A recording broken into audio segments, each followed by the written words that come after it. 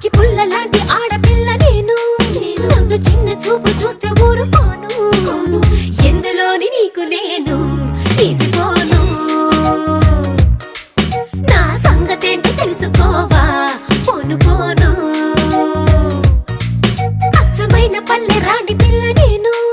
పచ్చి పైరగాలి పీల్చి పెరిగినాను ఏరి కోరి గిల్లి కజ్జా